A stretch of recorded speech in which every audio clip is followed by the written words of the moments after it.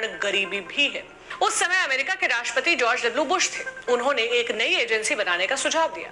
ये एजेंसी अमेरिकी मदद को स्मार्ट तरीके से अल्प विकसित और निम्न आय वाले देशों तक पहुंचाने वाली थी। 2004 में अमेरिकी संसद ने प्रस्ताव को पास कर दिया। इस तरह मिलेनियम चैलेंज कॉर्पोरेशन यानी एमसीसी के निर्माण का रास्ता साफ हुआ।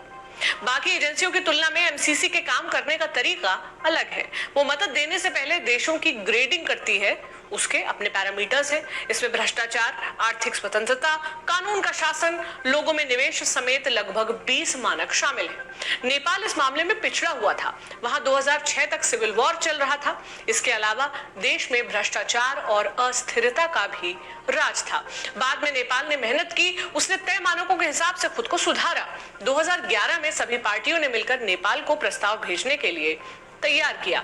आखिरकार 2015 में मिलेनियम चैलेंज का नेपाल ऑफिस खुला और 14 सितंबर 2017 को वॉशिंगटन में प्रस्ताव पर दोनों पक्षों ने दस्तखत कर दिए। मिलेनियम चैलेंज के तहत नेपाल ने लगभग 5,000 करोड़ रुपए का प्रोजेक्ट तैयार किया। इसमें से 4,000 करोड़ रुपए एमसीसी की तरफ से मिलने वाले थे। बाकी का पैसा नेपाल सरकार अपने खजाने से देती।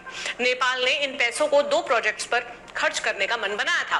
पहला प्रोजेक्ट 315 किलोमीटर लंबी बिजली ट्रांसमिशन लाइन से जुड़ा था, जबकि दूसरा प्रोजेक्ट सड़कों की मरम्मत से।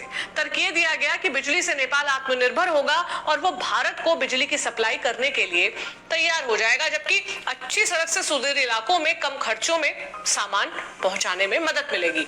इससे नेपाल की आर्थिक तरक्की होगी, रोजगार के अवसर पैदा होंगे और वो विकास के पायदान पर आगे बढ़ेगा। एमसीसी ने मदद पर मुहर तो लगा दी, लेकिन अभी तक पैसा क्यों नहीं पहुंचा और प्रोजेक्ट शुरू क्यों नहीं हुआ है? इसकी वजह एमसीसी की एक जरूरी शर्त है। क्या? पैसे पास होने के लिए संबंधित देश की संसद का अप्रूवल जरूरी होगा। अमेरिका का तर्क है कि इससे प्रोजेक्ट में पारदर्शिता बनी रहेगी और आम नागरिक इसके प्रति सजग रहेंगे।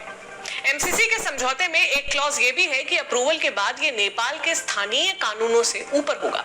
एमसीसी के एंट्री के आलोचकों का कहना है कि ये नेपाल की संप्रभुता के लिए खतरा है। बीच बीच में कई अमेरिकी अधिकारियों ने ऐसे बयान भी दिए हैं कि एमसीसी से अमेरिका की इंडो पैसिफिक रणनीति को मजबूती मिलेगी। इससे नेपाल की जनता में यह मैसेज गया कि अमेरिका उनके यहाँ अपने सैनिकों की तैनाती कर सकता है। हालांकि इसको लेकर एमसीसी का कहना है कि यह सब दुष्प्रचार है। उनका कहना है कि नेपाल निम्न आय वाला देश है और वे उसकी साफ दिल से मदद करना चाहते हैं। आज हम ये सब आपको क्यों सुना रहे हैं? दरअसल एमसीसी के प्रपोजल को संसद की मंजूरी के लिए 5 साल की डेडलाइन मिली हुई है। ये डेडलाइन 28 फरवरी 2022 को खत्म हो जाएगी। अगर उससे पहले संसद ने मंजूरी नहीं दी तो 4,000 करोड़ रुपए की मदद रुक जाएगी, यानी एमसीसी मदद वापस ले लेगा। इससे होगा ये कि नेपाल ने जिन 2 प्रोजेक्ट के लिए जमीन का अधिग्रहण किया और पूरी रूपरेखा तैयार की, वो सब अधर में लटक जाएंगे। पिछले कुछ सालों से नेपाल में चीन का दखल भी बढ़ा है।